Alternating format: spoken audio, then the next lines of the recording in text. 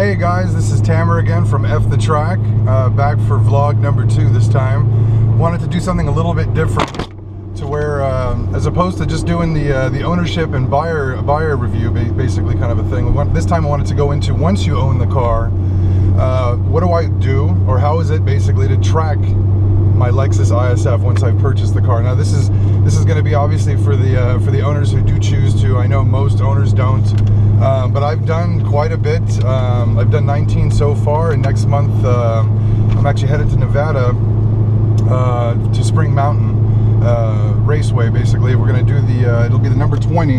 It'll be the 3rd state as well, and it'll be track number 7 or 8, excuse me, for me, or for the car.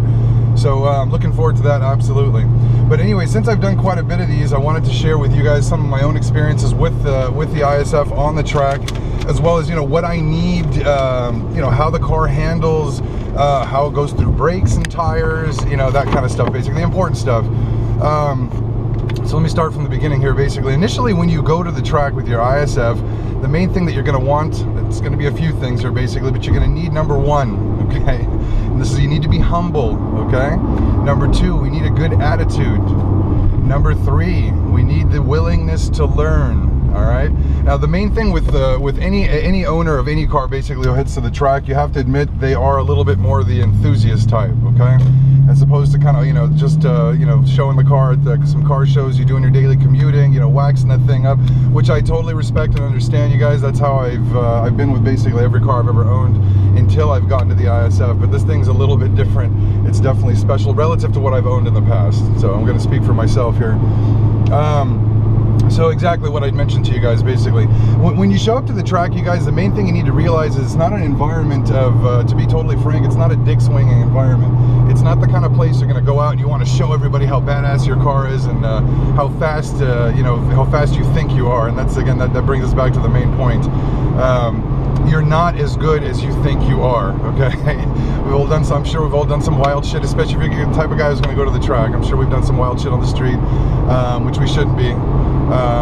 You know, I'm sure you've, you know, you think you can handle the car and you've pushed the car and that kind of thing. Essentially, my message to anybody who's willing to take their car to the track is you have no idea what your car can do until you take it to the track. You also have no idea how good or how bad you are until you go to the track. And most of the time, then initially, it's basically finding out that you don't know as much as you do.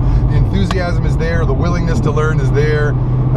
You know, you want to go out and hot dog a little bit, I understand that, but that's, you know, obviously, like I said, you need to go in humble, willingness to learn, good attitude.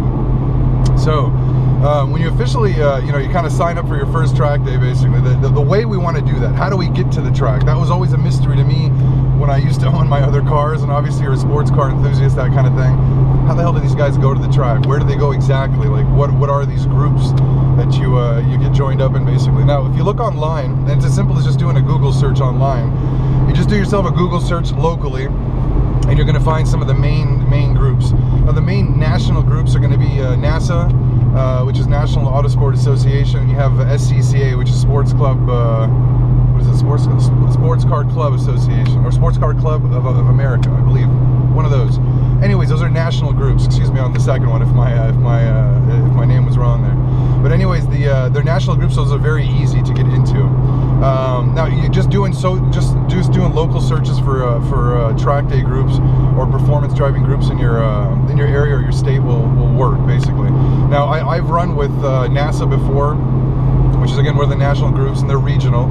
I've run with SCCA before, and I've run with Pro Auto, which is the one I'm pretty much in love with, and that's kind of the guys I run with now. I like them. And I've run with Speed Ventures in California when I went to Chuckwalla. So again, these are just, you know, just Google the names, you'll find some groups. Now, every group that you're going to run with is going to have its own requirements in terms of safety.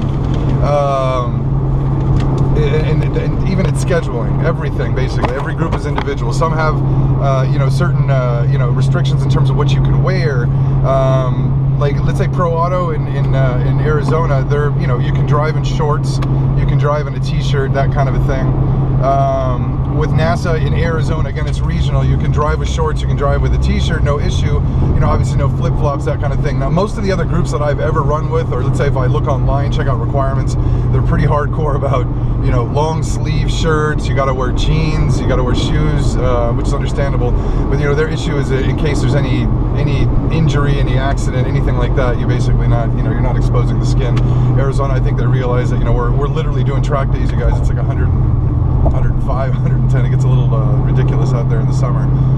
So they let us wear, you know, t-shirts and shorts, no tank tops, that kind of thing, basically. But, you know, again, a little bit more lax. Bottom line is you need to check your requirements in terms of in every option or every category basically out there, in terms of, like I said, safety, what you can wear, you know, their scheduling, how tight they run their scheduling. When I ran with NASA is a national group. They're a little bit strict. So, you know, before you go out, they have the safety inspections. Every single car before it goes out, they have to open your hood. They check, you know, make sure everything's tied down, batteries aren't loose. They check your trunk. They want to make sure there's nothing in the trunk that's going to move around. They do want everything removed from the trunk. Whereas, let's say when you run with some groups, let's say when I run with Pro Auto or Speed Ventures, there was no safety check, you know, just, you know, whatever. You check your car, they ask you if you checked the car. Yeah, I checked it, and you're out the track, basically, and you're out the door, and you're having some fun. Now, when you're, again, when you're out there, you need to have that willingness to really learn. And the cool thing about the setups with all the track groups is they are going to have an instructor with you. And I know, you know, even as willing as you know, hungry as I was to go to the track, basically, and learn as much as I could and beat the hell out of the car and have a great time, you know, there's obviously going to be some anxiety. You're just kind of like, you know, I don't know exactly what I'm getting into. I don't know exactly how hardcore these guys are when I get out there. You know, and exactly, you know, what are we doing? How fast are we going? You know, that kind of thing. So obviously there's going to be some anxiety. The cool thing about it is they have an instructor in the car with you when you run as a beginner. And you don't move up immediately. It takes a few track days to move up. I was lucky enough to where my instructor felt like I was advanced enough and the car was quick enough to where I could move up after my first session. Not trying to toot my own horn, that's not the norm. Me and one other guy in the group got to move up after one group, but generally they say it's anywhere between 2 to 4 track days to run as a beginner, basically. And the cool thing again is you'll have an instructor in the car. Now the cool thing with the instructors, generally the rule with the track days, you guys, is there is no passing allowed unless you and the instructor in the car in front of the other cars does a point by, basically. And a point by, essentially, just take your finger and your arm out and you point to where you want the other guy to go, and you always maintain your line on the track when you're doing that. So again, it's safe. You know, you're effectively, when you're in the beginner, you're following each other at high speed. You know, in a train. We're not necessarily hot dogging, you're not passing, that kind of thing, but you're getting a feel of the limits of the car. That's the main thing too, is just learning the limits of the car, the limits of you, how quickly you can respond, if you need to counter steer, you know, how to brake. You know, the main thing when you're coming off the street, the main thing I find for most drivers is everybody's braking way too early. And I understand, we're all braking like on the street. You get there out on the track, you know, and you think you're late braking, then you have your instructor drive your car and you're like, holy shit. It almost feels like you're sitting there going, I didn't know the car could stop like this. It's insane. So effectively, again, learning your limits, learning the car's limits, learning how to brake, learning how to enter a turn, learning the limits of adhesion and grip, that kind of thing, which is obviously very important. And then again, it varies with every layout. You got front wheel drive, they respond totally different. They've got their own dynamics. You got all wheel drive, you know, they've got their own dynamics. They tend to push and roll a little bit more. And then you got rear wheel drive, tends to oversteer a little bit more on power exit. So again, you're learning how the car responds and how it works. And the cool thing is you've got the instructor in the car, which is always nice. So it takes a bit of the the anxiety out of it and allows you to enjoy it a little bit more. And the cool thing is too, is it'll spark your interest. I guarantee you, if you go out for a track day, you're going to get addicted.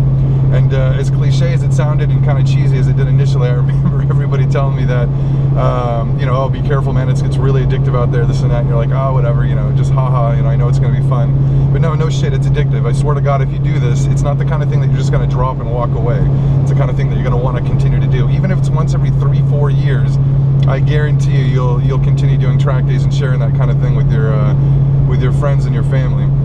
So anyways, once you move up from the beginner, basically, that, like I said, can take generally between 2 to 4 track days, and you'll move up to a more intermediate group.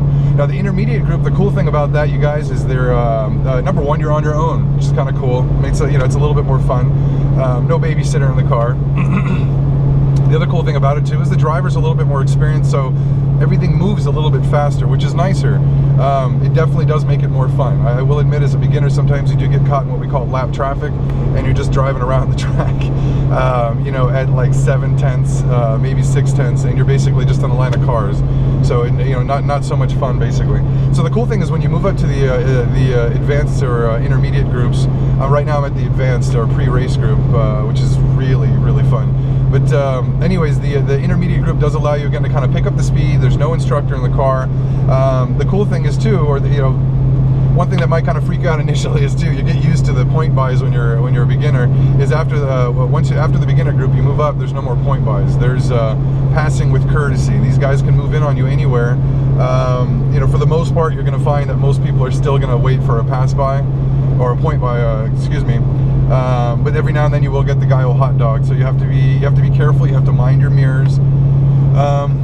Certain rules of the track, basically too, is they're going to tell you too, when you're on the track, especially as a beginner, one of the main things you're going to watch for is your rear view mirror. That's the most important thing.